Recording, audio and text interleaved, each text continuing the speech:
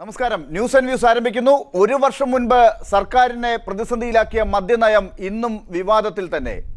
കേരള രാഷ്ട്രീയത്തിൽ ഇന്നുണ്ടാക്കിയ വിവാദങ്ങളിലേക്ക് പോകാം. Bar owners അസോസിയേഷനിലെ പ്രശ്നങ്ങളും KCBCയുടെ സർക്കുലറും കേരള രാഷ്ട്രീയത്തിൽ എന്ത് പ്രതിഫലനം ഉണ്ടാക്കുന്നു എന്നാണ് ഇന്ന് ന്യൂസ് ആൻഡ് വ്യൂസ് ചർച്ച ചെയ്യുന്നത്. ചർച്ചയിൽ പങ്കെടുക്കുന്നത് കോൺഗ്രസ് നേതാവ് ശ്രീ ഡൊമിനിക് പ്രസന്റേഷൻ, CPM നേതാവ് ശ്രീ P. ശ്രീരാമകൃഷ്ണൻ, ഒപ്പം doctor Biju Ramesh, father TJ Antony KCBCയെ പ്രതിനിധീകരിച്ചു, ഒപ്പം ശ്രീ ആന്റണി രാജുവും അല്പസമയത്തിനകം ഈ ചർച്ചയിൽ ചേരും. ഏറ്റവും ആദ്യം ഡോക്ടർ ബിജു രമേശിലേക്ക് തന്നെ. Doctor Biju Ramesh, bar owners association യോഗം വിളിച്ചുകൂട്ടിയതായി താങ്കൾ പറയുന്നു. അതിൻ്റെ പ്രസിഡന്റും മറ്റുള്ളവരും അതിൽ പങ്കെടുക്കില്ല എന്ന് ആണ് ഇപ്പോൾ അറിയിച്ചിരിക്കുന്നതും. നട്ടലില്ലാതെ അവർ ഈ രീതിയിൽ യോഗം വിളിച്ചു കൂട്ടുന്നതിനെ എതിർക്കുന്നതിന് താങ്കൾ പരിഹസിച്ചിട്ടുമുണ്ട്, വിമർശനം ഉന്നയിച്ചിട്ടുമുണ്ട്. എന്തുകൊണ്ടാണ് അവർ യോഗം വിളിച്ചു കൂട്ടുന്നതിനെ എതിർക്കുന്നത്? കഴിഞ്ഞ ഏപ്രിൽ മാസം ആദ്യവാരത്തിലായിരുന്നു ഈ സാമ്പത്തിക വർഷത്തിൽ ജനറൽ ബോഡി മീറ്റിംഗ് വിളിച്ചു കൂട്ടിയത്. അതിനുശേഷം ഇന്ന് വരെ ജനറൽ ബോഡി മീറ്റിംഗ് വിളിക്കാനായിട്ട് കഴിഞ്ഞിട്ടില്ല, വിളിച്ചിട്ടില്ല. പ്രത്യേകിച്ച് അതിൻ്റെ കാരണമെന്ന് പറയുന്നത് ഏകദേശം വലിയൊരു തുക, കോടിക്കണക്കിന് രൂപ പിരിച്ചിട്ടുണ്ട്. ആ തുകയുടെ വിവരങ്ങൾ ചാനലുകളിലൂടെ പുറത്തു പോകും. പലരും ഒളി ക്യാമറ വയ്ക്കുന്നു. ഒരു എക്സിക്യൂട്ടീവ് മീറ്റിങ്ങിൻ്റെ ഒളി ക്യാമറയിലൂടെ ചില ദൃശ്യങ്ങൾ പുറത്തു വന്നു, പിന്നെ റെക്കോർഡ് ചെയ്ത വിവരങ്ങൾ പുറത്തു പോകുന്നു. അപ്പോൾ ഈ ഒരു സാഹചര്യത്തിൽ ഇതിൻ്റെ തീരുമാനങ്ങളൊക്കെ ആവുന്നത് വരെ കഴിഞ്ഞിട്ട് വിളിക്കാമെന്ന് പറഞ്ഞാണ് ജനറൽ സെക്രട്ടറി പറഞ്ഞാണ് നീട്ടിക്കൊണ്ടു പോകുന്നത്. ഇപ്പോൾ ഇത് ബാർ ഹോട്ടൽ അസോസിയേഷൻ അംഗങ്ങളുടെ മീറ്റിംഗ് അല്ല വിളിച്ചത് ബിയർ ആൻഡ് വൈൻ നടത്തുന്നവരുടെ ഈ മീറ്റിംഗാണ് ഞാൻ എറണാകുളത്ത് വിളിച്ചു ചേർത്തത്. അവരെ എല്ലാം തന്നെ ഇപ്പോൾ നടക്കുന്ന വിജിലൻസ് അന്വേഷണവുമായി ബന്ധപ്പെട്ട് അവർ പൈസ നൽകിയിട്ട്, അസോസിയേഷന് പൈസ നൽകിയിട്ടില്ല എന്ന് അവർ വിളിക്കുന്നവരോടെല്ലാം തന്നെ സംസ്ഥാന പ്രസിഡന്റ് പറയുകയും അതനുസരിച്ച് മറുപടി പറഞ്ഞു പോകുക, കേസിനെ അട്ടിമറിക്കാനായിട്ടുള്ള ഗൂഢശ്രമം അതിനകത്ത് നടക്കുകയും ചെയ്യുന്ന സാഹചര്യത്തിലാണ് അവരോട് കാര്യങ്ങൾ ഒന്നുകൂടി വിശകലനം ചെയ്യുന്നതിലേക്ക് വേണ്ടിയാണ് പ്രധാനമായിട്ട് ചൊവ്വാഴ്ച ഗോകുലം പാർക്കിൽ വെച്ച് മീറ്റിംഗ് വിളിച്ചിരിക്കുന്നത്. അത് ബാർ അസോസിയേഷൻ അംഗങ്ങൾ ബാർ നടത്തുന്നവരെയല്ല, ബാർ നടത്താത്തവരാണ്. ഇപ്പോൾ നടത്തുന്ന ബിയർ ആൻഡ് വൈൻ നടത്തുന്നവരെ തന്നെ പൂട്ടിക്കുന്നതിലേക്ക് വേണ്ടി ബാർ തുറന്നിരിക്കുന്നവർ ഒരു വൻ ശക്തിയായി മാറിക്കൊണ്ട് ഈ ബിയർ ആൻഡ് വൈൻ പോലും പൂട്ടിക്കുന്നതിലേക്ക് വേണ്ടിയുള്ള ശ്രമങ്ങളാണ് ഇപ്പോൾ നടന്നുകൊണ്ടിരിക്കുന്നത്.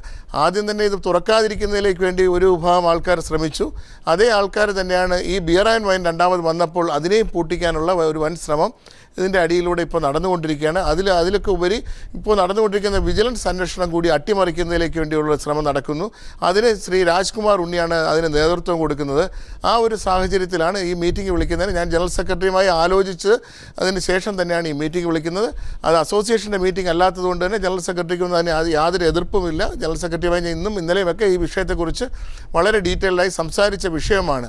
ഇതിനകത്ത് ഗ്രൂപ്പുകളോ വഴക്കുകളോ ഒന്നും അസോസിയേഷൻ രണ്ട് തട്ടുകളായി തിരികെ ഒന്നും ചെയ്യുന്നില്ല. അസോസിയേഷനെ ഭിന്നിപ്പിക്കുന്നതോ പൊളിക്കുന്നതോ ആയ അസോസിയേഷൻ വിരുദ്ധ മീറ്റിങ്ങുകളോ അല്ല നടക്കുന്നത്. ഇതിപ്പോൾ പുതുതായിട്ടുള്ള ബിയർ ആൻഡ് വൈൻ പാർലറുകൾ.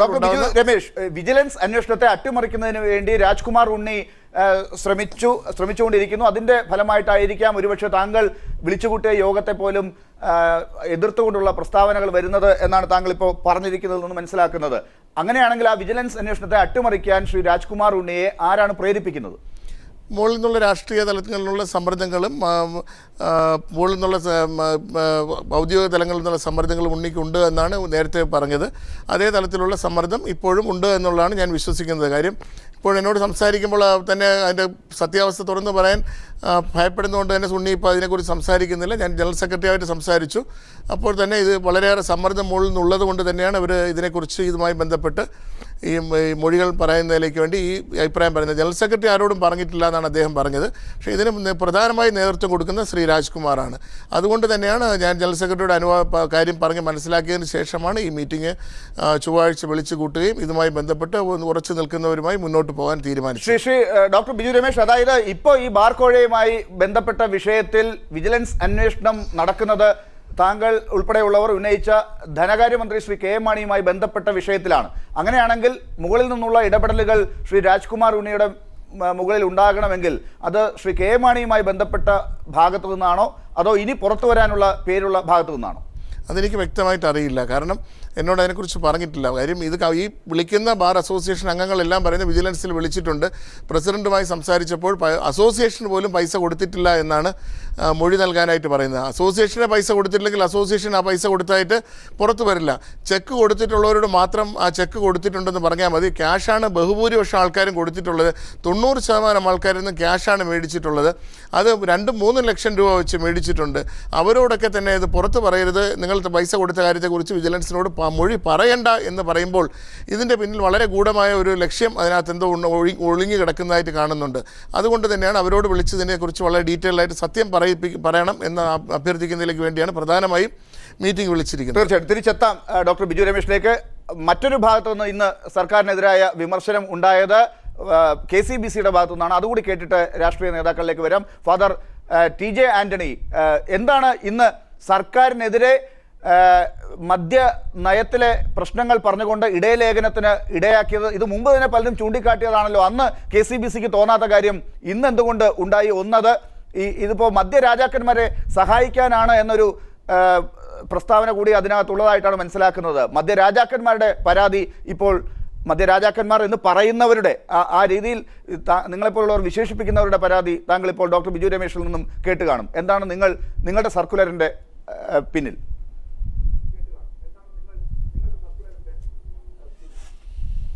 KCBC മദ്യവിരുദ്ധ സമിതി എല്ലാ വർഷവും ഒരു മദ്യവിരുദ്ധ ഞായർ ആചരിക്കുന്നുണ്ട്. എല്ലാ വർഷവും അത് ജനുവരി അവസാനത്തെ ഞായറാഴ്ചയാണ്. എന്നാൽ ഈ വർഷം മുതൽ അത് മാർച്ച് മാസത്തിൽ 8-ാം തീയതി അല്ലെങ്കിൽ നോമ്പ് കാലത്ത് 3-ാമത്തെ ഞായറാഴ്ച ആഘോഷിക്കണമെന്ന് കഴിഞ്ഞ KCBC അത് മാറ്റി തീരുമാനിക്കുകയും അങ്ങനെ ഈ വർഷം മാർച്ച് മാസം 8-ാം തീയതി, അതായത് ഇന്ന്, KCBC മദ്യവിരുദ്ധ ഞായറായിട്ട് ആചരിക്കുന്നു. അതിൻ്റെ ഭാഗമായി ഞങ്ങളുടെ കേരളത്തിലെ എല്ലാ റീത്തുകളിലും പെട്ട 7000-ഓളം ഇടവകളിൽ വായിക്കുവാനുള്ള ഒരു നിർദ്ദേശമാണ് KCBC മദ്യവിരുദ്ധ സമിതി പുറപ്പെടുവിച്ച സർക്കുലറിലുള്ളത്. തീർച്ചയായിട്ടും അത് ഇന്ന് എല്ലാ ദേവാലയങ്ങളിലും വായിക്കപ്പെടുകയും പ്രത്യേകിച്ച് മദ്യത്തിനെതിരെയും പ്രത്യേകിച്ച് ഈയൊരു കാലഘട്ടത്തിൽ സർക്കാരിൻ്റെ മദ്യനയത്തിനെതിരെ മതിയായ വിമർശനങ്ങളും ഞങ്ങളതിൽ ഉൾച്ചേർത്തിട്ടുണ്ട്. തീർച്ചയായിട്ടും ആ രീതിയിലാണ് ഇന്നത്തെ KCBCയുടെ ഇടയലേഖനം പോവുക. അപ്പോൾ ഇതൊരു പുതുമയുള്ള കാര്യമല്ല.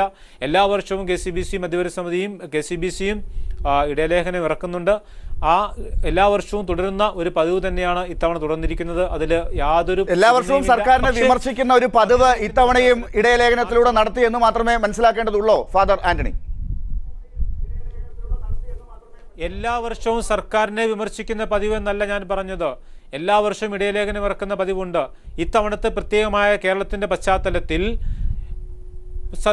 സഭയുടെ KCBCയുടെ സർക്കാരിന്റെ മദ്യനയത്തോടുള്ള വിയോജിപ്പ് പ്രകടിപ്പിച്ചു എന്നുള്ളതാണ്. ഫാദർ ആന്റണി, എന്തുകൊണ്ടാണ് നിങ്ങൾ ഇത്തരം ചർച്ചകളിൽ വരുമ്പോൾ വളരെ സോഫ്റ്റ് ആയ ഒരു നിലപാടെടുക്കുകയും ഇടയലേഖനങ്ങളിൽ വലിയ ഭാഷ വ്യാഖ്യാനിക്കാൻ പറ്റുന്ന രീതിയിൽ പ്രതികരിക്കുകയും ചെയ്യുന്നത്? ഇപ്പോൾ തന്നെ സർക്കാരിനെതിരായി ഇതിനകത്ത് വാചകങ്ങൾ ഉണ്ട് എന്ന് പറയുമ്പോൾ ഈ സർക്കാരിന്റെ സുപ്രീം കോടതിയുടെ മുന്നിൽ ഒരു മാന്ത്രിക ചെപ്പ് പോലെ എന്ന രീതിയിൽ പരിഹസിക്കപ്പെട്ട ഒരു മദ്യനയത്തെയാണ് നിങ്ങൾ ഇടയലേഖനത്തിലൂടെ പരിഹസിച്ചത്.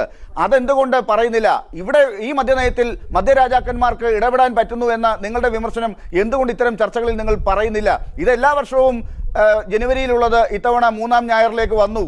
ഈസ്റ്റർ പ്രമാണിച്ചുള്ള നോയമ്പ് കാലത്തെ ഒരു ആചാരം മാത്രമായി വന്നു എന്ന ധാരണ എന്തുകൊണ്ട് ഇപ്പോൾ ഈ ചർച്ചയിൽ വരുന്നു?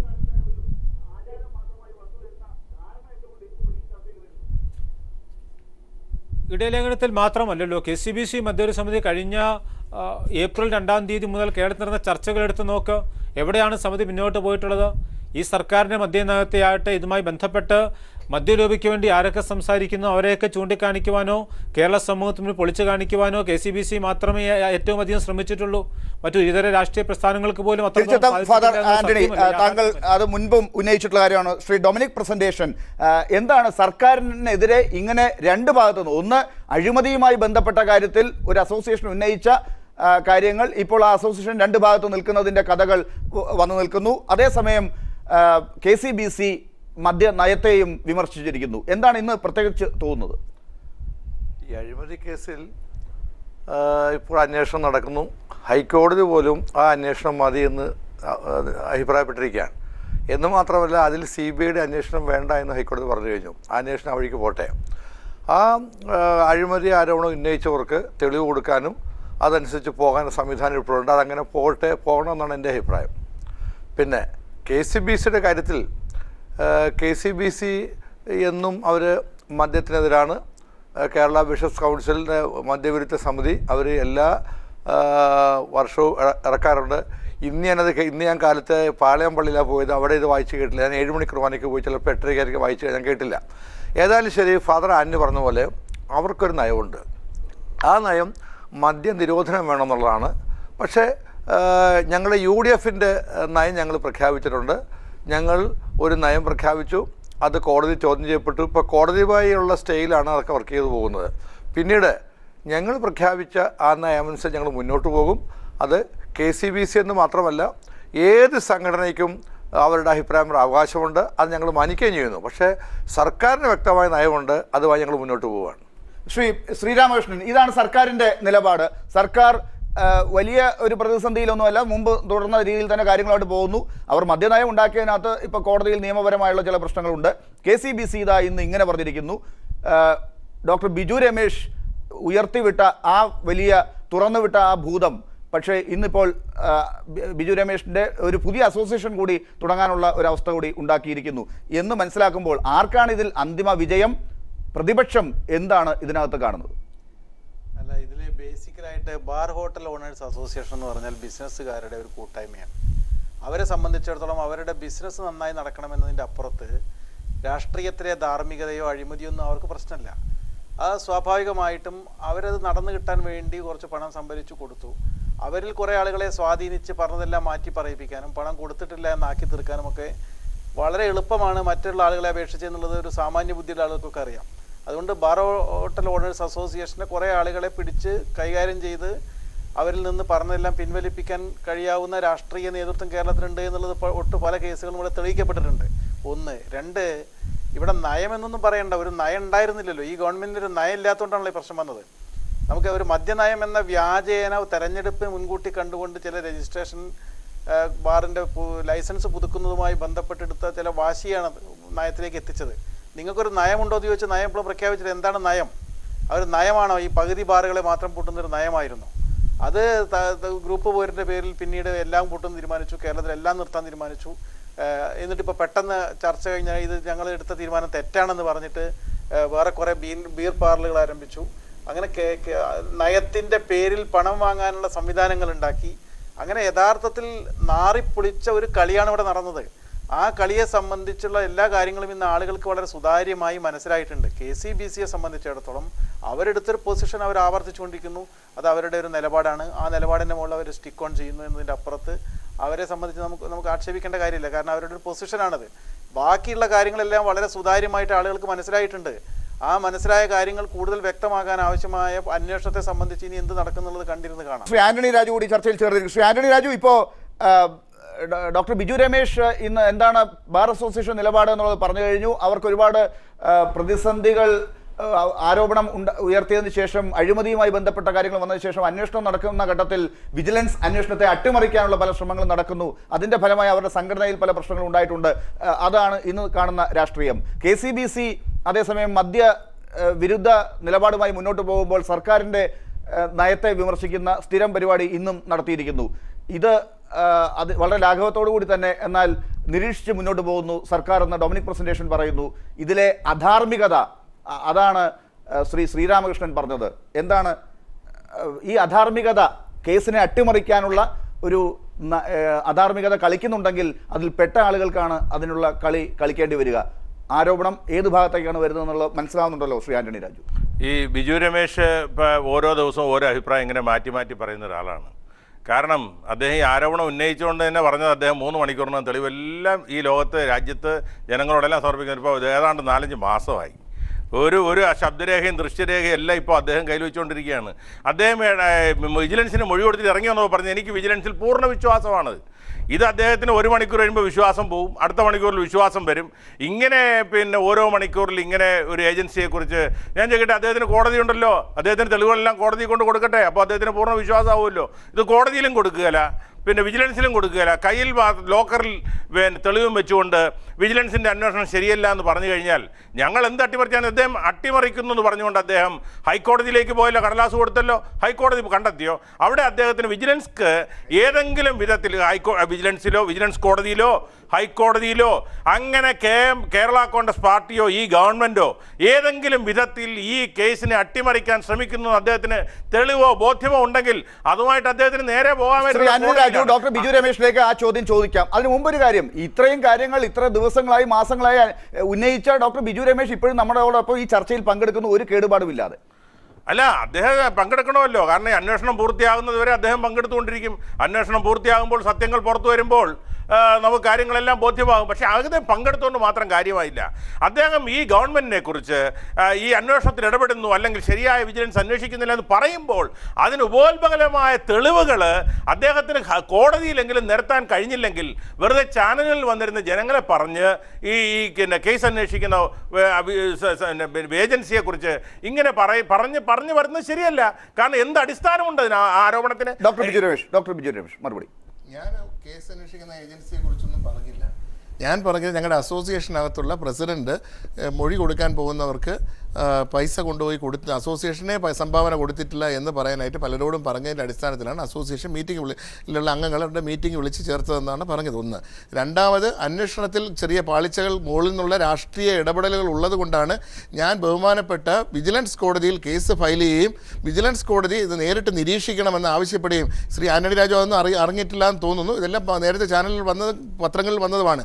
കോടതിയോട് അത് ആവശ്യപ്പെട്ടപ്പോൾ ഗവൺമെൻറ്റിൻ്റെ ഭാഗത്തുനിന്ന്, ഗവൺമെൻറ് എന്ന് പറയുന്ന Shri K M Mani sir വെച്ചിരിക്കുന്ന ഗവൺമെൻറ് പ്ലീഡേഴ്സ്, അദ്ദേഹം നിയമവകുപ്പ് മന്ത്രിയാണ്, അദ്ദേഹത്തിൻ്റെ നിയമവകുപ്പിൽപ്പെട്ട വക്കീലന്മാർ വളരെ ശക്തമായി പറഞ്ഞു അതിൻ്റെ ആവശ്യമില്ല, 2 മാസത്തിനുള്ളിൽ കേസ് തീരുകയാണ്. വിജിലൻസ് കോടതിയുടെ നിരീക്ഷണം, ആ കേസുമായി ബന്ധപ്പെട്ട വിജിലൻസ് കോടതി നേരിട്ടുള്ള നിരീക്ഷണം വേണ്ട, ഞാനത് ഫയൽ ചെയ്ത് വിജിലൻസ് കോടതിയുടെ നിരീക്ഷണത്തിൽ കൊണ്ടുവന്നാൽ മാത്രമേ എനിക്ക് എവിഡൻസ് വിജിലൻസ് കോടതിയിൽ കൊടുക്കാൻ കഴിയുള്ളൂ. വിജിലൻസ് കോടതിയിൽ എവിഡൻസ് സബ്മിറ്റ് ചെയ്യാൻ വേണ്ടപ്പോൾ ഞാൻ അവിടെ ആവശ്യപ്പെടുകയും വിജിലൻസ് കോടതി ഈ കേസ് നേരിട്ട് അന്വേഷണത്തിന് നിരീക്ഷിക്കണം എന്ന് ആവശ്യപ്പെട്ടുകൊണ്ട് ഞാൻ വിജിലൻസ് കോടതിയിൽ കേസ് ഫയൽ ചെയ്തു. അത് അപ്പോൾ 2 മാസത്തിനകം കംപ്ലീറ്റ് ചെയ്യുമെന്ന് പറയുമ്പോൾ കേസ് 2 മാസം കഴിഞ്ഞ് പിന്നെയും പോസ്റ്റ് ചെയ്തിരിക്കുകയാണ്. അല്ലാതെ ഞാൻ ഹൈക്കോടതിയിൽ പോയി എന്ന് നേരത്തെ ഇവിടെ പറയുക കേട്ടാൽ ഞാൻ ഹൈക്കോടതിയിൽ പോയില്ല. വിജിലൻസ് കോടതിയിലെ തീരുമാനം എടുത്തതിന് ശേഷം മാത്രമാണ് ഹൈക്കോടതിയിൽ പോകുന്നത്. ഇതേ സമയത്ത് അടുത്തൊരു കേസ് 2-3 കേസുകൾ വന്നിട്ടുണ്ടായിരുന്നു. ലോകായുത്തിൽ വന്നിരിക്കുന്ന കേസ് 2 ഫാബ്രിക്കേറ്റഡ് കേസാണ്. അത് മാണി സാർ തന്നെ ആൾക്കാരെ വെച്ച് ചെയ്യിച്ചിരിക്കുന്ന കേസാണ്. ആ കേസ് വന്നിട്ട് ലോകായുത്തിൽ വെച്ച് ആ കേസ് തള്ളിച്ചതിന് ശേഷം ഈ കേസിൽ കോഴ കേസിൽ കാര്യമൊന്നുമില്ല എന്നൊരു ഉത്തരവ്. ആന്റണി രാജു, എത്രമാത്രം മാണി സാർ അതിനകത്ത് ആ കേസിനെ വളച്ചൊടിക്കാൻ വേണ്ടി ആളുകളെ വരെ വെച്ച് കേസ് തള്ളിക്കാനുള്ള അവസ്ഥ വരെ ഉണ്ടാക്കി. ഇതാണ് ആരോപണം. ഡോക്ടർ ലാൽ, ശ്രീ ബിജു രമേശ് എത്ര അബദ്ധ ജടിലമായിട്ടാണ് കാര്യങ്ങൾ മനസ്സിലാക്കിയിരിക്കുന്നത്. അദ്ദേഹം ഇപ്പൊ പറഞ്ഞ ഒരു അടിസ്ഥാനരഹിതമായ ഒരു ആരോപണം ഇപ്പൊ പറഞ്ഞല്ലോ. അദ്ദേഹം എന്താ വിജിലൻസ് കോടതിയിലെ നിയമവകുപ്പ് വെച്ചിരിക്കുന്ന പ്ലീഡർമാർ, ബിജു രമേശ് മനസ്സിലാക്കേണ്ടത് വിജിലൻസ് കോടതിയിലെ പ്ലീഡർമാരെ വെക്കുന്ന നിയമവകുപ്പല്ല, വിജിലൻസ് മന്ത്രിയുടെ ആഭ്യന്തര വകുപ്പ് മന്ത്രിയുടെ കീഴിലാണ് വിജിലൻസ്. ആഭ്യന്തര എനിക്ക് തർക്കമുണ്ടെങ്കിൽ ശ്രീരാമകൃഷ്ണനോ ബഹുമാനോ പ്രസന്റേഷനോ പറയട്ടെ. വിജിലൻസ് കോടതിയിൽ അഭിഭാഷകരെ വെക്കുന്ന നിയമവകുപ്പല്ല. അപ്പോൾ ഈ ബിജു രമേശ് എന്തോ തെറ്റിദ്ധാരണകളൊക്കെ നമുക്ക് പെട്ടെന്നൊരു ഇടവേളയിലേക്ക് പോകേണ്ടതുള്ളതുകൊണ്ട് മാത്രം ഇടപെടുന്നു. എന്തായാലും ഇത്രയും തെറ്റിദ്ധാരണകൾ പരത്തുമ്പോഴും അദ്ദേഹം വീണ്ടും ചർച്ചയിൽ പങ്കെടുക്കുന്നു എന്ന ചോദ്യം തന്നെ ഉയരുന്നതാണ്. ഡൊമിനിക് പ്രസന്റേഷൻ, എന്തായാലും നേരത്തെ ഡോക്ടർ ബിജു രമേശ് പറഞ്ഞതിനകത്ത് മാണി സാർ ഇപ്പോഴും മന്ത്രിയായിരിക്കുന്നു എന്ന ഒരു കാര്യമാണ് പറയുന്നത്. അന്വേഷണം നടക്കുന്നു, അദ്ദേഹത്തിനെതിരായിട്ടാണ് പ്രശ്നങ്ങൾ വന്നിരിക്കുന്നത്, അദ്ദേഹം മന്ത്രിയായി ഇപ്പോഴും തുടരുന്നു. അതാണ് ഒരു പ്രശ്നമായി കാണുന്നത്. മന്ത്രിയായി തുടരുമ്പോൾ തന്നെയാണല്ലോ പലരും ഇപ്പോൾ പ്രതിപക്ഷ നേതാവ് അവിടെ ഹൈക്കോടതി പോയല്ലോ CBIക്ക് വിടാൻ. ഹൈക്കോടതി എന്താ പറഞ്ഞത്? അത് നടക്കുന്നു, അന്വേഷണം നടക്കുന്നു. ഹൈക്കോടതി പറഞ്ഞ നിരീക്ഷണം പോലും വേണ്ടെന്ന് പറഞ്ഞു. എന്തുകൊണ്ടെന്നാൽ 23 പേരുടെ അവരുടെ മൊഴിയെടുത്തു, ഇനി എടുക്കേണ്ടതായിട്ടുണ്ട്. അന്വേഷണം നന്നായിട്ടാണ് പോകുന്നത്. പിന്നെ ഈ കൊടുത്ത ആൾക്കാരും ഒന്ന് പറയണ്ടേ? ഈ നമ്മൾ TV വന്നിരുന്ന് പറഞ്ഞിട്ട് കാര്യമില്ലല്ലോ. ഈ കൊടുത്തവർ തെളിവ് കൊടുത്തു കഴിഞ്ഞാൽ നടപടി ഉണ്ടാവും. അങ്ങനെ നമുക്കറിയാമല്ലോ ശ്രീ ഡൊമിനിക് പ്രസന്റേഷൻ, ഈ കൊടുത്ത ആളുകൾ എന്ന് പറയുന്നത് ഈ ബാർ അസോസിയേഷനുമായി ബന്ധപ്പെട്ടവരാണ്, അവർക്ക് മുന്നോട്ട് ജീവിച്ചു പോകണം എന്നുള്ളത് അറിയാം. അപ്പോൾ അതുകൊണ്ട് തന്നെ അതിനകത്ത് നോർമലായി കോമൺ സെൻസ് ഉള്ള ആർക്കും മനസ്സിലാക്കാൻ പറ്റും ഇത് സ്പ്ലിറ്റ് ഈ ദിവസം ഉണ്ടാകും എന്നുള്ള കാര്യം. അതിപ്പോൾ സംഭവിച്ചിരിക്കുന്നു. അത് അവർ വന്ന് പറയില്ല എന്നുള്ളതും ഇത്രയെങ്കിലും പറയാൻ ഡോക്ടർ ബിജു രമേശ് ശ്രമിച്ചു എന്നുള്ളതുമാണ് വലിയ ആശ്ചര്യകരമായ വാർത്ത. ബിജു രമേശ് പോലും ഉണ്ടല്ലോ, അദ്ദേഹം നേരിട്ട് കൊടുത്തെന്ന് പറഞ്ഞില്ലല്ലോ. അപ്പോൾ ഇതിനകത്ത് ബേസിക്കുള്ള പ്രശ്നം ഇവിടാണ്. അല്ല, അങ്ങനെയാണെങ്കിൽ ഡോക്ടർ ശ്രീ ഡൊമിനിക് പ്രസന്റേഷൻ, അത് ഈ ബിജു രമേശ് ഇത്രയും കള്ളത്തനം ഉണ്ടാക്കി പറഞ്ഞ ഒരു സംഭവമാണെങ്കിൽ അദ്ദേഹം എന്തുകൊണ്ടാണ് ഒരു നടപടിക്ക് വിധേയനാകാത്തത്? ഈ സർക്കാർ എന്തുകൊണ്ട് അതിനൊക്കെ അനുവദിച്ചു കൊടുക്കുന്നു? ഈ എല്ലാവരും കാണുന്ന ആളുകളുടെ ഇടയിലേക്ക് പോകുന്ന സന്ദേശം എന്താണ്? സർക്കാരിന്റെ ചീഫ് വിപ്പ് തന്നെ പല ആരോപണങ്ങളുമായിട്ട് വരുന്നു, ഡോക്ടർ ബിജു രമേശിനെ പോലുള്ളവർ ഇങ്ങനെയുള്ള കാര്യങ്ങൾ പറയുന്നു, സർക്കാർ അതൊന്നും വകവയ്ക്കുന്നില്ല, മുന്നോട്ട് പോകുന്നു. ഞാൻ പറഞ്ഞല്ലോ, അതിൻ്റെ അകത്ത് ആരോപണം ഉന്നയിച്ചവർക്കാണ് തെളിയിക്കാൻ ബാധ്യത. ഗവൺമെൻറ് അന്വേഷിക്കുന്നു, കോടതിയും പറഞ്ഞു ഈ അന്വേഷണം നടക്കട്ടെ. അപ്പോൾ തെളിവുണ്ട്, അവിടെയല്ലേ കൊടുക്കേണ്ടത്. എൻ്റെ ഒരു അഭ്യർത്ഥന, ചാനൽസ് അടക്കം ഇതിന് ഇത്രയും വലിയ ഇമ്പോർട്ടൻസ് കൊടുക്കുന്നത് നിങ്ങൾ ആലോചിക്കേണ്ട കാര്യമാണ്. ഇങ്ങനെ ചെയ്യണത് ശരിയാണോ? ഒരു ഭാഗത്ത് അന്വേഷണം നടക്കുന്നു, ബിജു ഇങ്ങനെ പറയുന്നു. ബിജുവിന് ചാനലിന്റെ കൗതുകം ഇത്ര മാത്രമാണ്. ബിജു രമേശ് ഇങ്ങനെയൊക്കെ പറഞ്ഞിട്ടും ബിജു രമേശ് അവിടെ തന്നെ നിൽക്കുന്നു, വക്കീൽ നോട്ടീസ് അയച്ചു, കോടതി കേസില്ല. പിന്നെ ഈ സർക്കാർ തന്നെ പല കാര്യങ്ങളും, സർക്കാർ ചീഫ് വിപ്പ് തന്നെ പല കാര്യങ്ങളും പറയുന്നു. ഇതൊക്കെ ഒരു തമാശയായിട്ട് ആണ് രാഷ്ട്രീയക്കാരും എടുക്കുന്നതെങ്കിൽ ഓക്കെ, മനസ്സിലാക്കാം, അങ്ങനെ അങ്ങ് പറഞ്ഞു പോവാം. വളരെ ഗൗരവമായിട്ട് കാണുന്ന സ്ഥാനങ്ങളൊക്കെ ഈ രീതിയിൽ തമാശയായിട്ട് ആരാണ് കാണുന്നത്? ഞങ്ങൾ അങ്ങനെ തമാശയായിട്ട് കാണുന്നില്ലല്ലോ. ഗവൺമെൻറ് ഇക്കാര്യത്തിൽ വളരെ വ്യക്തമായിട്ട് ഗവൺമെൻറ് ഉണ്ടല്ലോ. വിജിലൻസ് എൻക്വയറി വെച്ചു, ഹൈക്കോടതി അഫിഡവിറ്റ് കൊടുത്തു. ഈ കാര്യം ഗവൺമെൻറ് നയമുണ്ട്. പിന്നെ ആരോപണം ഉന്നയിക്കുന്നവരല്ലേ തീരുമാനിക്കേണ്ട തെളിവ് കൊടുക്കണം എന്നുള്ളത്.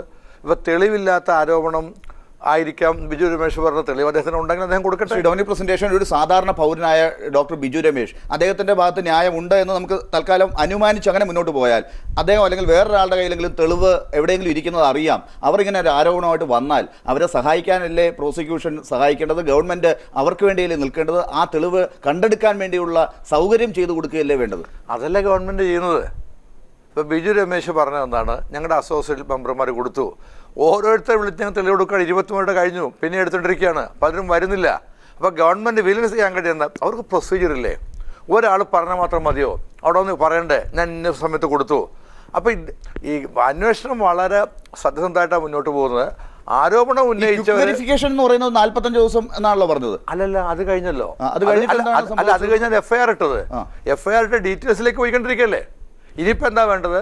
ഓരോ ബാറുകാരെയും വിളിച്ച് ചോദിക്കണം. ക്വിക്ക് വെരിഫിക്കേഷൻ കഴിഞ്ഞപ്പോൾ തന്നെ ഈ എല്ലാ ബാർ മുതലാളിമാരും വന്ന് പറയാതെയോ അല്ലെങ്കിൽ കാര്യങ്ങൾ അത്രത്തോളം ഡീറ്റെയിൽ അറിയാതെയോ തന്നെ ഇതിനകത്ത് കാര്യം ഉണ്ടെന്ന് മനസ്സിലായി. അങ്ങനെയല്ല. സുപ്രീം കോടതി ഏറ്റവും ലേറ്റസ്റ്റ് വിധി പറഞ്ഞിരിക്കുന്നത്, നിങ്ങളിങ്ങനെ നിങ്ങൾ നടന്നോ ഇല്ലെന്നുള്ള അന്വേഷിക്കേണ്ട കാര്യമില്ല. അഴിമതി ഉണ്ടെന്ന് ഒരാൾ പറഞ്ഞു കഴിഞ്ഞാൽ FIR ഇടണം. അത് FIR ഇട്ടു, അന്വേഷിച്ചുകൊണ്ടിരിക്കും. ശ്രീരാമകൃഷ്ണൻ, സുപ്രീം കോടതി അങ്ങനെ ഒരു നിബന്ധന വെച്ചതുകൊണ്ട് ആ കാര്യങ്ങളൊക്കെ ചെയ്ത് മുന്നോട്ട് പോകുന്നു, അത്രയെങ്കിലും എത്തി. എന്താണ് ഇതിനകത്ത് ഇപ്പോൾ കാണുന്നത്? ഡോക്ടർ ബിജു രമേശ് ഇത്രയും കള്ളങ്ങൾ വിത്തിൻ കോട്ട് അത് പറഞ്ഞിട്ടും അദ്ദേഹം എന്തുകൊണ്ട് മുന്നോട്ട് പോകുന്നതായിട്ട് മനസ്സിലാക്കണം. അല്ല, എൻ്റെ ഈ ബഹുമാന്യ സുഹൃത്തുക്കൾക്ക് എങ്ങനെയാണ് ഇങ്ങനെ പറയാൻ പറ്റുന്നത് എനിക്ക് മനസ്സിലാവുന്നില്ല. ഞങ്ങൾക്ക് മാനനഷ്ടം സംഭവിച്ചിട്ടുണ്ട്, അതുകൊണ്ട് 10 കോടി രൂപ മാനനഷ്ടത്തിന് കേസ് കൊടുത്തല്ലോ. 10 പൈസയുടെ മാനം നിങ്ങൾക്കില്ല, ഞാൻ ഒന്നും തരാൻ പോകുന്നില്ല എന്നാണ് ശ്രീ ബിജു രമേശ് പറഞ്ഞത്. എന്താണ് ആ കേസിൻ്റെ തുടർച്ച? ഇപ്പോൾ ശ്രീ ആന്റണി രാജു പറയുണ്ടായി, നിയമവകുപ്പ് നിയോഗിച്ച അഭിഭാഷകരല്ല വിജിലൻസിലുള്ളതെന്നുള്ളത്. നിയമവകുപ്പ് നിയോഗിച്ചതാണോ ഇല്ലയോ എന്നുള്ളത് തർക്കത്തേക്കാൾ പ്രധാനം ഈ ഒരു ഗവൺമെൻറ്റിനെയാണ് അവർ റെപ്രസെൻ്റ് ചെയ്യുന്നത്. എന്താണ് ഇദ്ദേഹത്തിൻ്റെ കയ്യിലുള്ള തെളിവ് ഇങ്ങോട്ട് വരാൻ പാടില്ല, അദ്ദേഹം ഇംപ്ലീഡ് ചെയ്യാൻ പാടില്ല, അദ്ദേഹം ഇങ്ങോട്ട് വരാൻ പാടില്ല എന്ന് പറയുന്നതിൻ്റെ താല്പര്യം? സത്യസന്ധവും നിഷ്പക്ഷവും ആയിട്ടുള്ള അന്വേഷണത്തെയാണ് ഇവർ ഭയക്കുന്നത്. എന്തിനാ അങ്ങനെ അന്വേഷണത്തെയാണ് സ്വീകരിക്കുന്നതെങ്കിൽ അദ്ദേഹത്തിൻ്റെ കയ്യിലുള്ള തെളിവ് തരട്ടെ, അതിന് അദ്ദേഹം വന്നോട്ടെ എന്നല്ലേ ഗവൺമെൻറ് പ്ലീഡർമാർ പറയേണ്ടത്? ഗവൺമെൻറ് പ്ലീഡർ നിയമവകുപ്പിൻ്റെ അല്ല ആഭ്യന്തര വകുപ്പിൻ്റെ ആണെന്നാണ് അപ്പോൾ പറഞ്ഞ വാദം. ആഭ്യന്തര വകുപ്പിൻ്റെ നിയമനങ്ങളിൽ ശ്രീ KM മാണി ഇടപെട്ടതിൻ്റെ വിശദാംശങ്ങളാണ് ഇന്നലെ DGP മാധ്യമങ്ങളിലൂടെ പറഞ്ഞത്. പത്തനംതിട്ട കൊടുക്കൂ, ഇടുക്കി കൊടുക്കൂ, പാലായിൽ ആരംഭിച്ചിട്ടുള്ള ജേക്കബ് ജോബിനെ കേരളത്തിൻ്റെ എവിടെ പോസ്റ്റ് ചെയ്യണം എന്നുള്ളത് എല്ലാം മന്ത്രിമാർ പങ്കിട്ടിരിക്കണം. മന്ത്രിമാരൊന്നും പരസ്പരം ഒരു കാര്യം അങ്ങോട്ടും ഇങ്ങോട്ടും പറയാറില്ലേ? നിയമവകുപ്പ് മാത്രം നോക്കുന്ന ആളാണോ KM മാണി? ശ്രീ രമേശ് ചെന്നിത്തല അദ്ദേഹത്തിന് ആഭ്യന്തര വകുപ്പിനെ കുറിച്ച് മാത്രം അഭിപ്രായം പറയുന്നതാണ്. ഇതൊരു കൂട്ടുത്തരവാദിത്തമില്ലേ? അതുകൊണ്ട് അത്തരം ന്യായങ്ങൾക്കൊന്നൊരു യുക്തിയുമില്ല.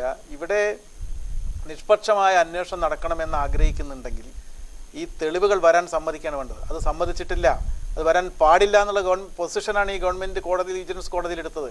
അതുകൊണ്ട് അത്തരം കാര്യങ്ങളിലൊന്നും ഒരു സാമാന്യ ബുദ്ധിയുള്ളവർക്ക് പോലും മനസ്സിലാക്കാൻ പറ്റാത്ത വിശദീകരണങ്ങളാണ്. അത് വളരെ അപഹാസ്യമാണെന്ന് എനിക്ക് തോന്നുന്നു. ശ്രീ ആന്റണി രാജു, പെട്ടെന്ന് അതിനൊരു മറുപടി പറഞ്ഞു. ശ്രീ ഫാദർ ആന്റണിയിലേക്ക് ഒന്ന് പോകേണ്ടതുണ്ട്.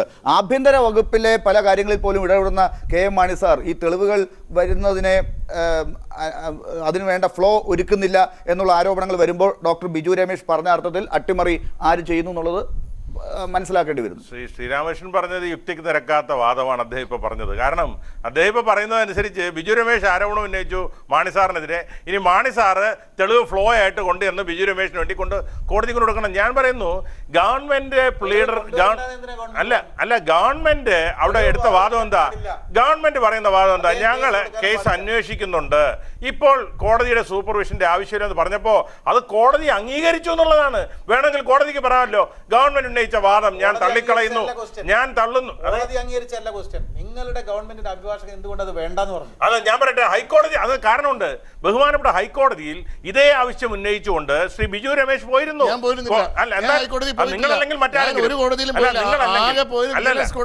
അല്ല ബിജു രമേശ് അല്ലെങ്കിൽ മറ്റേ എനിക്കൊന്ന് വി എസ് അച്യുതാനന്ദനാണോ സുനിൽ കുമാറാണെന്ന് അറിയില്ല. ഹൈക്കോടതി ഞാൻ പറയട്ടെ കോടതിയുടെ നിരീക്ഷണത്തിൽ ഈ അന്വേഷണം നടക്കണം എന്ന് പറഞ്ഞുകൊണ്ട് ബഹുമാനപ്പെട്ട ഹൈക്കോടതിയിൽ പോയപ്പോൾ ഗവൺമെന്റ് എടുത്ത നിലപാട് വേണമെങ്കിൽ കോടതിയുടെ നിരീക്ഷണത്തിൽ അന്വേഷണം നടത്താൻ ഞങ്ങൾക്ക് തയ്യാറാണെന്ന് പറഞ്ഞപ്പോൾ ഹൈക്കോടതി തള്ളിക്കളഞ്ഞ സ്ഥിതിക്ക് അതിന്റെ ലോവർ കോർട്ടിൽ പിന്നെ അങ്ങനെ ഒരു ഉത്തരവ് വരേണ്ട കാര്യമില്ല, അങ്ങനെ ഒരു ഉത്തരവ് വരില്ല. ലോവർ കോടതി വിജിലൻസ് കോടതി തള്ളിയിട്ടൊന്നുമില്ല. അന്വേഷണം 2 മാസത്തിന് ഞങ്ങൾ ഇത് കംപ്ലീറ്റ് ചെയ്യുമെന്ന് പറഞ്ഞു. വിജിലൻസ് കോടതി 2 മാസത്തെ കേസ് അങ്ങനെ തള്ളിക്കളഞ്ഞെന്ന് സന്തോഷിക്കേണ്ട. വിജിലൻസ് കോടതി തള്ളിയിട്ടൊന്നുമില്ല. 2 മാസം കഴിഞ്ഞ് കേസ് വെച്ചിട്ടുണ്ട്. 2 മാസം കഴിഞ്ഞ് ക്വിക്ക് വെരിഫിക്കേഷനകത്ത് അത് കുറ്റം ഉണ്ടെന്ന് കണ്ടതുകൊണ്ടാണ് കേസ് രജിസ്റ്റർ ചെയ്തത്. ഇല്ലെങ്കിൽ രജിസ്റ്റർ ചെയ്യില്ല. രജിസ്റ്റർ ചെയ്യിക്കാൻ നിങ്ങളുടെ ഭാഗത്ത് നല്ല സമ്മർദ്ദം ചെലുത്തിയില്ലേ? ഉദ്യോഗസ്ഥരെ വിളിച്ചു വരുത്തി സമ്മർദ്ദം ചെലുത്തിയില്ലേ? എന്നിട്ട് കേസ് രജിസ്റ്റർ ചെയ്തല്ലോ. ഇതൊക്കെ അടിസ്ഥാനരഹിതമായ ആരോപണങ്ങളാണ്. പറഞ്ഞിട്ടില്ല. ലളിതകുമാരി വേഴ്സസ് കേസിന്റെ ഒരു ബലത്തിൽ മാത്രമാണ് ഞാൻ ചോദിക്കട്ടെ, നിങ്ങളുടെ ഭരണം നടക്കുകയാണല്ലോ, ഉദ്യോഗസ്ഥർ നിങ്ങളാണ്. എന്നെ ഇതുമായിട്ട് ബന്ധപ്പെട്ട ഞങ്ങളുടെ ആൾക്കാരെ കംപ്ലീറ്റ് ഒന്ന് മറ്റേ നുണ പരിശോധനയ്ക്ക് നാർക്കോ അനാലിസിസ് ടെസ്റ്റിന് വിധേയനാക്കാൻ ഞാൻ എഴുതിത്തരാം. എന്നെ വിളിച്ചത് ഇപ്പോഴത്തെ ഏറ്റവും നൂതനമായ ഒരു വിദ്യയാണ്. അതിന് വിധേയനാക്കിയിട്ട് ഞാൻ അതിൽ നിന്ന് എന്റെ ഞാൻ തയ്യാറാണ്. മാണിസാർ തയ്യാറാവൂല. എന്തിനാ മാണിസാർ ഞാൻ തയ്യാറാണ്. നുണ പറഞ്ഞു എന്ന് പറഞ്ഞവർക്കാണ് നുണ പരിശോധനയ്ക്ക് ഇതിപ്പോ ആന്റണി എന്തായാലും ഇത് ആരോപണ വിധേയരായവർ സ്വയം തീരുമാനിക്കുകയാണോ ചെയ്യുന്നത് ഇതിനൊക്കെ പോണോ വേണ്ടെന്നുള്ള അവർ തന്നെ കോടതിയുടെ മുന്നിൽ എത്തുന്ന തെളിവുകൾ അഭിഭാഷകൻ അവിടെ എന്ത് പറയുന്നു? ഞാൻ പറഞ്ഞില്ല. കോടതി പറഞ്ഞതിനെ കുറിച്ചല്ല ഇവിടെ ചർച്ച. കോടതി അങ്ങനെ തോന്നി, കോടതിക്ക് ഒരു നിലപാട് സ്വീകരിക്കാം. പക്ഷെ ഗവൺമെന്റിനെ റെപ്രസെന്റ് ചെയ്യുന്ന ഗവൺമെന്റ് പ്ലീഡർമാർ പറയുകയാണ് ഇതിന്റെ ആവശ്യമില്ല, എന്റെ അടുത്ത് തെളിവുണ്ട്, ഞാൻ ഈ തെളിവ് സബ്മിറ്റ് ചെയ്യട്ടെ എന്ന് പറയുമ്പോൾ നിങ്ങൾ പറയാൻ പാടില്ല.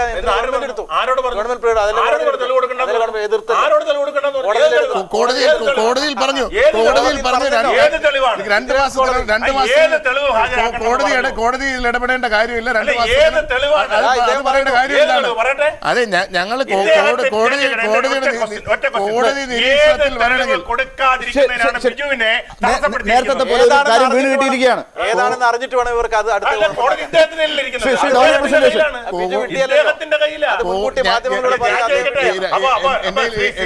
പറഞ്ഞനുസരിച്ച് ഒരു കാലത്ത് ഡോക്ടർ ബിജു രമേശ് എന്താണ് വ്യക്തമാക്കുന്നത്? കോടതിയിൽ ഞാൻ വിജിലൻസിനോടും പറഞ്ഞു, കോടതിയിൽ നിരീക്ഷണത്തിൽ വരികയാണെങ്കിൽ കോടതി ജഡ്ജിയുടെ മുന്നിൽ എന്റെ ഇരിക്കുന്ന തെളിവുകളെല്ലാം സീൽ ചെയ്ത് ഹാജരാക്കാൻ തയ്യാറാണ്. പക്ഷെ അതിനുള്ള അവസരം അദ്ദേഹത്തിന് വന്നില്ല. പ്രശ്നം പറഞ്ഞിട്ടെ ഒന്ന്, എന്തുകൊണ്ടാണ് കോടതി അംഗീകരിക്കുക കാര്യം? വിജിലൻസ് അന്വേഷിക്കാൻ അവർക്കാണ് കൊടുക്കേണ്ട തെളിവ്. പോലീസ് ഈ തെളിവ് എടുത്തിട്ടാണ് അവർ കേസ് ഫ്രെയിം ചെയ്യുന്നത്. അവിടെ കൊടുക്കണ്ടേ? എന്തുകൊണ്ട് അവിടെ കൊടുക്കുന്നില്ല? പക്ഷെ അതിനുള്ള അദ്ദേഹത്തിന്റെ വിശ്വാസക്കുറവ്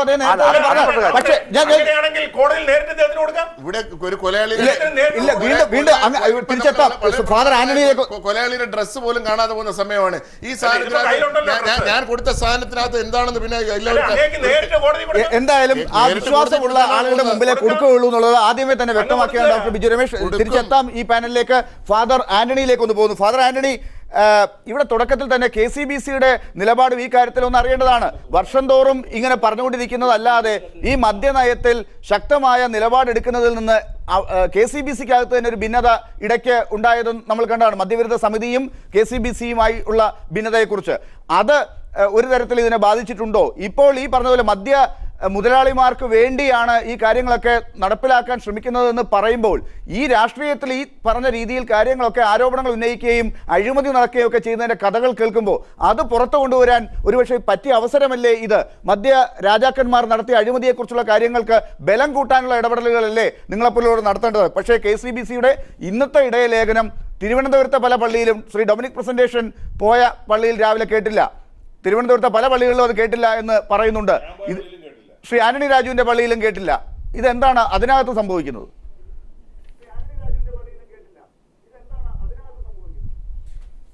KCBC ഒരു സ്ഥിരം വിയോജിപ്പ് പ്രകടിപ്പിച്ചു എന്ന രീതിയിൽ ഇതിനെ വില കുറച്ചു കാണേണ്ട കാര്യമില്ല. കാരണം കേരള സർക്കാർ കൊണ്ടുവന്നിരിക്കുന്ന മദ്യനയത്തിലെ കാതലായ വിഷയങ്ങളുള്ള വിയോജിപ്പാണ് KCBC എന്ന് പ്രകടിപ്പിച്ചിരിക്കുന്നത്. വളരെ വ്യക്തമായി പറയുന്നുണ്ട്, 10 വർഷം കൊണ്ട് കേരളത്തെ മദ്യമുക്തമാക്കുന്ന ആരാണ് പ്രഖ്യാപിച്ചത്? കേരളത്തിൻ്റെ ബഹുമാനപ്പെട്ട മുഖ്യമന്ത്രിയാണ്. പക്ഷേ ഞങ്ങൾ വ്യക്തമായി പറയുന്നു, സർക്കാർ മദ്യനയത്തിൽ ആത്മാർത്ഥത തെളിയിച്ചിട്ടില്ല. ഒരുപക്ഷെ പല കാര്യങ്ങളും ചെയ്യാൻ ശ്രമിച്ചിട്ടുണ്ട്. 10 വർഷം കൊണ്ട് കേരളത്തെ മദ്യമുക്തമാക്കുമെന്ന് പ്രഖ്യാപിച്ചതിൻ്റെ ഒരു ബ്ലൂ പ്രിൻ്റ് എന്താണ് നിങ്ങൾ ചെയ്യാൻ പോകുന്നത്? കൃത്യമായിട്ട് സഭയുടെ നിലപാട് വ്യക്തമാക്കിയിട്ടുണ്ട്. അടുത്ത 10 വർഷം കൊണ്ട് കേരളത്തെ മദ്യമുക്തമാക്കുവാനുള്ള നിലപാട് പ്രഖ്യാപിക്കണം. പുതിയ തലമുറ മദ്യത്തിലേക്ക് വരാതിരിക്കുന്ന നടപടികൾ ഉണ്ടാക്കണം. 3 കാര്യങ്ങളാണ് കൃത്യമായിട്ട് ഞങ്ങൾ പറഞ്ഞുകൊണ്ടിരിക്കുന്നത്. പക്ഷേ ഫാദർ ആന്റണി, ഇപ്പൊ എന്താണ് സംഭവിക്കുന്നത് എന്നുള്ളത് കാണുന്നുണ്ടല്ലോ. ബിയർ ആൻഡ് വൈൻ പാർലറുകൾ വരാൻ പോകുന്നു. അഴിമതി ആരോപണം നടത്തിയ ഡോക്ടർ ബിജു രമേശിന് എതിരെ നടപടിയില്ല. കേസുകൾ കോടതിയിൽ ഒരു വഴിക്ക് പോകുന്നു. അതിന്റെ വാദപ്രതിവാദങ്ങൾ ശക്തമായി ചാനലുകളിൽ നടക്കും. പക്ഷേ അവസാനം അടുത്ത മാർച്ച് ആകുമ്പോഴും പുതിയ പേരിൽ മദ്യം, അങ്ങ് പറഞ്ഞതുപോലെ തന്നെ KCBCയുടെ സർക്കുലറിൽ പറയുന്ന പോലെ മദ്യ ലഭ്യത കുറയുന്നില്ല. അടുത്ത 10 വർഷം കൊണ്ടും പുതിയ പേരുകളൊക്കെ വന്നേക്കാം. മദ്യ ലഭ്യത കുറയുമോ?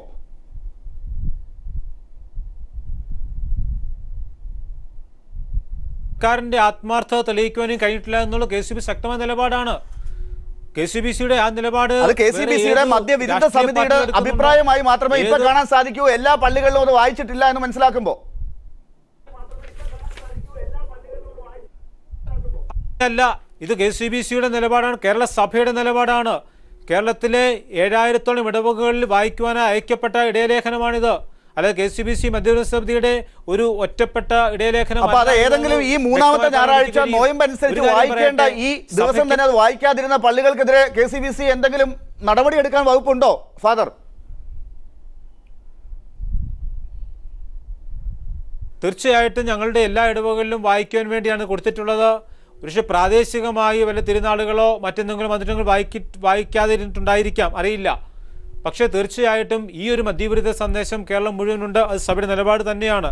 അതുകൊണ്ട് ഈ സർക്കാരിൻ്റെ മദ്യനയത്തിനോടുള്ള കടുത്ത വിയോജിപ്പ് തന്നെയാണ് ഞങ്ങൾ പ്രകടിപ്പിച്ചിട്ടുള്ളത്. എന്തായാലും ചില പള്ളികളിൽ വായിക്കാതിരുന്നതിന് അന്വേഷണം നടത്താതെ തന്നെ ഫാദറിന് ഊഹം ഉണ്ടായി അവിടെ എന്തെങ്കിലും തിരുനാൾ കൊണ്ടായിരിക്കാം എന്നുള്ളത്. അത് അന്വേഷിക്കുമായിരിക്കും. എന്നാലും ഫാദർ ഡോക്ടർ ബിജു രമേശ്, എന്തായാലും പുതിയ അസോസിയേഷനാണ്. വൈൻ ബിയർ പാർലറിൻ്റെ പേരിലാണ് ഇനി കൂടാൻ പോകുന്നത്. പഴയ താങ്കൾ ഉയർത്തിയ 3 മണിക്കൂർ കൊണ്ട് എല്ലാ തെളിവുകളും തരുമെന്നും ഇത് അന്വേഷിക്കാൻ ഏത് അർത്ഥത്തിലും ഏത് പരിധിവരെയും പോകാൻ താൻ തയ്യാറാണെന്നും പറഞ്ഞതുമൊക്കെ ഇനി ഏത് രീതിയിലാണ് താങ്കൾ ജനങ്ങളുടെ മുമ്പിൽ അവതരിപ്പിക്കാൻ പോകുന്നത്? അതുകൊണ്ട് തന്നെയാണല്ലോ ഇതിൻ്റെ വെളിച്ചം കാണുന്നവരെ കൂടെ നിൽക്കുന്നത്. അതുകൊണ്ടാണ് ഈ ബിയറും വൈനും ലൈസൻസ് നൽകിയിരിക്കുന്നവരെ ഇത് ഈ ചർച്ചയുമായി ഇതുമായി അന്വേഷണവുമായി ബന്ധപ്പെട്ട് വിളിച്ച് അതിൻ്റെ ഡീറ്റെയിൽസ് സംസാരിക്കുകയും ഇതുവരെ ഉണ്ടായിരുന്ന ഇതിൻ്റെ വസ്തുതകൾ അവരുമായി ചർച്ച ചെയ്യപ്പെടുന്നതിലേക്ക് വേണ്ടിയാണ് ചൊവ്വാഴ്ച രാവിലെ 10:00 ഗോകുലം പാർക്കിൽ മീറ്റിംഗ് വിളിച്ചിരിക്കുന്നത്. അല്ലാതെ ഇതിൽ നിന്നും പുറകോട്ട് പോകുമെന്നുള്ള വിശ്വാസമൊന്നും വേണ്ട. ഇതിൻ്റെ ഞാൻ പറഞ്ഞ കാര്യം തെളിയിക്കുന്നത് വരെ ഞാൻ ഇതിൻ്റെ പിന്നിൽ ഹൈക്കോടതിയിൽ സുപ്രീം കോടതി വരെ അങ്ങറ്റം വരെയും പോകേണ്ടി വരും. എന്നാലും ഞാൻ പോകും. ഞാൻ അതിൻ്റെ ഒറ്റയ്ക്ക് തന്നെ പോകേണ്ടി വന്നാലും പോകും. അതിന് ഞാൻ പറയുന്നതിന് തെറ്റുകുറ്റയിലുള്ള എന്തെങ്കിലും ചെറിയ ചെറിയ കാര്യങ്ങൾ പറഞ്ഞ് ശ്രീ ആന്റണി രാജു എന്ന് പറഞ്ഞെന്ന് ഞാൻ പുറകോട്ട് പോകില്ല. ഞാൻ പറഞ്ഞത് ശരിയാണെന്ന് ആന്റണി രാജുവിൻ്റെ മനസാക്ഷിക്ക് തന്നെ അറിയാം. ഞാൻ പറഞ്ഞിരിക്കുന്നത് ഈ നടന്ന അഴിമതി മാണി സാർ പോലും എതിർത്തില്ലല്ലോ. 2 ആഴ്ച മുമ്പുള്ളൊരു പ്രസ് റിലീസ് മാണി സാർ പറയുന്നുണ്ടായിരുന്നു ബാർ ഹോട്ടലിൽ നിന്ന് പൈസ മേടിക്കാത്ത ആരുണ്ട്. ഞാൻ ബിജു രമേശിൽ നിന്ന് പൈസ മേടിച്ചിട്ടില്ല. അങ്ങനെയാണ് അതിനകത്ത് മനോരമയിൽ കിടക്കുന്നുണ്ട്. ഞാൻ വായിക്കാത്തവരാരുമില്ല. ഞാൻ ബിജു രമേശിൽ നിന്ന് മേടിച്ചില്ല. അപ്പം ബാക്കി മേടിച്ചിട്ടുണ്ട് എന്ന് അദ്ദേഹം തന്നെ സമ്മതിക്കുന്നുണ്ട്. ഒരിടത്ത് പോലും അദ്ദേഹം മേടിച്ചിട്ടില്ല എന്ന് നിഷേധിച്ചിട്ടുമില്ല. ഇതൊരു വസ്തുതയാണ്. ഇത് എല്ലാവർക്കും ഒരുപക്ഷെ ഈ കാര്യങ്ങളെല്ലാം വളർന്നാണ് ഇന്നിപ്പോ ബഡ്ജറ്റുമായി ബന്ധപ്പെട്ട വലിയ രാഷ്ട്രീയം ഇവിടെ നടക്കുന്നത് കാണുന്നുണ്ടല്ലോ. പ്രതിപക്ഷം വലിയ സമരത്തിലേക്കൊക്കെ പോകാൻ പോകുന്നു. അതിന് അനുബന്ധമായി വരുന്നത് ബഡ്ജറ്റ് വിറ്റു എന്നുള്ള പേരിലുള്ള ആരോപണങ്ങളാണ്. അവിടെ താങ്കൾ തന്നെ അന്ന് ഉന്നയിച്ചതുപോലെ സ്വർണ്ണ മുതലാളിമാരുടെ ബേക്കറി മുതലാളിമാരുടെ ഒക്കെ ആരോപണങ്ങൾ വരാൻ പോകുന്നു എന്ന് പറഞ്ഞ കാര്യങ്ങളൊക്കെ ആണ് അതിനകത്ത് പല രീതിയിൽ വരുന്നത്. ഇതൊക്കെ ഇപ്പോൾ എവിടെ നിൽക്കുന്നു എന്ന ചോദ്യങ്ങൾ കൂടി താങ്കൾക്ക് കൂടി അതിന് ഉത്തരവാദിത്വം എടുത്തുകൊണ്ട് മുന്നോട്ട് വരേണ്ടി വരുമോ? ഞാനിപ്പോൾ അതിനെതിരെ സെൻട്രൽ എൻഫോഴ്സ്മെൻറ്റിനും CBIക്കും ഒക്കെ ഈ നടന്നിട്ടുള്ള കഴിഞ്ഞ വർഷത്തെ ബഡ്ജറ്റ് കച്ചവടവുമായി ബന്ധപ്പെട്ടൊരു പെറ്റീഷൻ ഡ്രാഫ്റ്റ് ഞാൻ ഹൈക്കോടതി അഡ്വക്കേറ്റിന് കൊടുത്തിട്ടുണ്ട്. തിങ്കളാഴ്ച നാളെ അത് ഇത് കംപ്ലീറ്റ് ഡൽഹിയിലേക്ക് അത് പോസ്റ്റ് ചെയ്യുന്നുണ്ട്. അതിൻ്റെ ഇത് കഴിഞ്ഞിട്ട് CBI ഇവിടെ വിജിലൻസിൽ എന്തെങ്കിലും കോട്ടം വന്നു കഴിഞ്ഞാൽ അതിന് ഇടപെടുന്നതിലും കൂടി വേണ്ടി മുൻകൂറായിട്ടാണ് ഈ പെറ്റീഷനുകളെല്ലാം സെൻട്രലിലേക്ക് വിടുന്നത്. ഇവിടെ നടന്നിട്ടുള്ള നമ്മുടെ അറിവിൽ കിട്ടിയ വിവരങ്ങളും ഇത് പറഞ്ഞിട്ടുള്ള പല സംഘടനയിലെ വ്യക്തികൾ പറഞ്ഞിട്ടുള്ള അവരുടെ ഡീറ്റെയിൽസുകൾ ഉൾപ്പെടെ തന്നെയാണ് സാധനം ഡൽഹിയിലേക്ക് വിടുന്നത്. ശ്രീ ആന്റണി രാജു, ഈ കാര്യത്തിൽ ഇങ്ങനെ പറയുന്ന ഡോക്ടർ ബിജു രമേശിനെ സഹായിക്കാനുള്ള എന്ത് നടപടികളാണ് ഒരു പ്രസ്ഥാനം എന്നുള്ള നിലയ്ക്ക് കേരള കോൺഗ്രസ് എടുക്കുക? അതോ ഇതിൽ ആരോപണ വിധേയനായ നേതാവിനെ രക്ഷിക്കുക എന്നുള്ള നിലപാടിലാണോ പാർട്ടി പോകുന്നത്? അല്ലല്ല, ബിജു രമേശ് ഉന്നയിക്കുന്ന ആരോപണങ്ങളിൽ ഒന്നും ഒരു അടിസ്ഥാനമില്ലാത്ത ആരോപണങ്ങളാണ്. ഇപ്പോൾ തന്നെ അദ്ദേഹം തെറ്റിദ്ധരിപ്പിക്കുന്ന വാർത്തയല്ലേ അദ്ദേഹം പറയുന്നത് മാണി സാറ് സമ്മതിച്ചിട്ടുണ്ടല്ലോ വാങ്ങിച്ചെന്ന്. അദ്ദേഹം നിഷേധിച്ചു. ഇതൊക്കെ മാണി സാർ അർത്ഥശങ്കയ്ക്കിടയില്ലാത്ത വിധം നിഷേധിക്കുന്നതൊക്കെ ഈ രാജ്യത്തെ മുഴുവൻ ആളുകളും കേട്ടതല്ലേ. പക്ഷേ ബിജു രമേശിനെതിരായി 10 കോടി രൂപ അദ്ദേഹത്തിന്റെ കയ്യിൽ നിന്ന് വാങ്ങിച്ചെടുത്താലേ ജനങ്ങൾ അത് വിശ്വസിക്കും. അല്ല, അതിനുള്ള ഞാൻ ചോദിക്കട്ടെ, ഞാൻ പറയട്ടെ, ഞാൻ പറയാം. മാനനഷ്ട കേസ് കൊടുക്കുന്ന കാര്യമാണല്ലോ പറയുന്നത്. മാനനഷ്ട കേസ് കൊടുക്കുന്നതിനെ കുറിച്ച് ഞങ്ങൾ നോട്ടീസ് അയച്ചു. ഏതായാലും ബിജുവിനെക്കാളും മാനം മാണി സാറിനുണ്ടെന്നുള്ളതാണല്ലോ 50 വർഷക്കാലം കേരള നിയമസഭയിൽ അംഗമായിരിക്കുന്നതും ഏറ്റവും ദീർഘകാലം അങ്ങനെ മാണി സാറിന്റെ മാനത്തെക്കാളും കൂടുതലാണ് എനിക്കെന്ന് പറയുന്നത്. ഇല്ല, അങ്ങനെയൊന്നും ഞാൻ പറഞ്ഞില്ല. എങ്കിൽ എന്തുകൊണ്ട് കേസ് ഫയൽ ചെയ്യുന്നില്ല? കേസ് ഫയൽ ചെയ്യും. 3 കൊല്ലം കഴിഞ്ഞിട്ട് ഫയൽ ചെയ്യണോ? 3 കൊല്ലം വേണോ? കേസ് ഫയൽ ചെയ്യാൻ എത്ര സമയം വേണം? നിങ്ങൾ ബഹളം വെച്ചാണ് മാണി സാർ എനിക്ക് നോട്ടീസ് അയച്ചത്. ഈ ചാനൽ വന്നിരുന്ന് പറഞ്ഞ് അവസാനം പാവം മാണി സാറ് നോട്ടീസ് അയക്കാൻ പറഞ്ഞ നിർബന്ധമില്ല. നോട്ടീസ് അയച്ചു. എന്റെ മറുപടി കിട്ടിയതോടെ അത് മടക്കി വെച്ചു. ഞാൻ മറുപടിയിൽ വളരെ വ്യക്തമായി പറഞ്ഞിട്ടുണ്ട് മാണി സാർ പൈസ മേടിച്ചത് വളരെ വ്യക്തമായി എനിക്ക് അറിയാന്നുള്ളതാണ്. ഡോക്ടർ ബിജു രമേശ് എന്താണ് ഒരു ഒറ്റ വാചകത്തിൽ എന്താ പറഞ്ഞത്? എന്ത് മാണി സാർ ചെയ്യണം? അതിപ്പോ മറുപടി പറയും. എനിക്ക് ഞാൻ ഈ മാണി സാറിന്റെ മാനം വളരെ ഇതായിട്ട് അദ്ദേഹം പറയുന്നുണ്ട്. എന്തെങ്കിലും അദ്ദേഹം ഏറ്റവും പെട്ടെന്ന് തന്നെ എനിക്കെതിരെ മാനനഷ്ട കേസ് ഫയൽ ചെയ്യണം. എനിക്കെതിരെ മാനനഷ്ട കേസ് അദ്ദേഹം ഫയൽ ചെയ്യണം. നോട്ടീസ് അയച്ചിട്ട് ഇപ്പോൾ 7 മാസമായി. കേരള കോൺഗ്രസ് എന്ന് പറയുന്ന പാർട്ടിക്ക് നേരെയുള്ള ചോദ്യമാണ് ശ്രീ ആന്റണി രാജു. ഇദ്ദേഹം കുറെ നാളുകളായി ഇങ്ങനെ കഴിഞ്ഞ ഒക്ടോബർ 31 മുതലാണ്, 6-7 മാസമൊന്നും ആയിട്ടില്ല. ഒക്ടോബർ 31 അതെ, ഇതേ വേദിയിൽ വെച്ചാണ് ഞാൻ ഇറങ്ങിപ്പോയി 5 മിനിറ്റ് കഴിഞ്ഞപ്പോൾ ഇദ്ദേഹം കയറിയെന്നാണ് പറഞ്ഞത്. അപ്പോ ഇദ്ദേഹം പറഞ്ഞു ഓരോ ദിവസവും ആഴ്ച സീരിയലിലെ എപ്പിസോഡിൽ ഓരോ ആഴ്ച ഇപ്പൊ ഇന്നലെ അദ്ദേഹം പറഞ്ഞു 10 കോടി രൂപ അദ്ദേഹത്തിന് ഓഫർ ചെയ്തൊന്ന്. ഞാൻ ചോദിക്കട്ടെ, ഇദ്ദേഹത്തിന്റെ ആരോപണം ഒന്ന് തീരണ്ടേ? ഇതൊന്ന് ഞങ്ങൾ ആന്റണി രാജു ഇത് തീർക്കാൻ ഒറ്റ വഴി ആ 10 കോടി രൂപയ്ക്കുള്ള ആ കേസ് ഒന്ന് ഫയൽ ചെയ്യും. ഞാൻ പറഞ്ഞ ലാലേ, അതാണ് ഞാൻ പറഞ്ഞത്. ഇദ്ദേഹം അന്ന് മുതൽ എല്ലാ ആഴ്ചയും 2 ആഴ്ചയിലൊരിക്കൽ 3 ആഴ്ചയിലൊരിക്കൽ ഓരോ പുതിയ ആരോപണങ്ങൾ കൊടുത്തോണ്ടിരിക്കുകയാണ്. ഇതിനെല്ലാം കൂടെ ചേർത്ത് ഓരോ ആഴ്ച ഓരോ കേസ് കൊടുക്കാൻ കഴിയില്ല.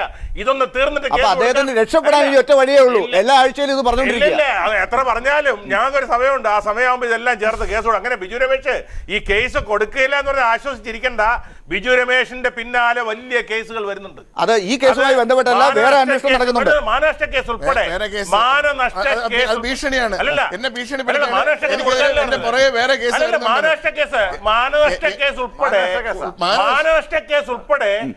ഒരുപാട് കേസ് ഭീഷണിപ്പെടുത്തിയതല്ലോ. വേറെ വലിയ കേസ് തന്നെയാ പറഞ്ഞത്. കേസ് കൊടുക്കൂ ഇപ്പൊ കൊടുക്കൂന്ന് പറഞ്ഞപ്പോൾ ഇനി വരുന്നുണ്ടെന്ന് വരും. കേസ് വരും. ഫേസ് ചെയ്യാൻ തയ്യാറായിക്കോളും. മാനനഷ്ട കേസ് കൊടുക്കും. എന്താണ് കോഴിക്ക് മുല വരുന്ന പോലെ ഇത് വരാത്തത്? വരേണ്ട സമയം ഇവരാണ് കാത്തുക്കുന്നത്. ശ്രീ ആന്റണി രാജു ദയവ് ചെയ്ത് രാജ്മോഹൻ ഉണ്ണിത്താൻ പഠിക്കരുത്. അദ്ദേഹം കുറച്ചുകൂടി മര്യാദയ്ക്ക് സംസാരിക്കുന്ന ആളാണ്. അവരുടെ ശബ്ദഘോഷം കൊണ്ടൊന്നും ഇത് മറക്കാൻ പറ്റില്ല. കാരണം കേരളത്തിൽ ഇത് കാണുന്ന ആളുകൾ എല്ലാവരും വിഡ്ഢികളൊന്നുമല്ല. ഈ TV ന്യൂസും വാച്ച് ചെയ്യുന്ന ചർച്ച കാണുന്ന ആളുകളൊന്നും വിഡ്ഢികളൊന്നുമല്ല. കൃത്യമായിട്ട് പറയണം. നിങ്ങൾ എന്താ അദ്ദേഹത്തിന്റെ ആരോപണങ്ങളുടെ ഘട്ടങ്ങൾ അവസാനിക്കട്ടെ, കേസ് കൊടുക്കാനേ.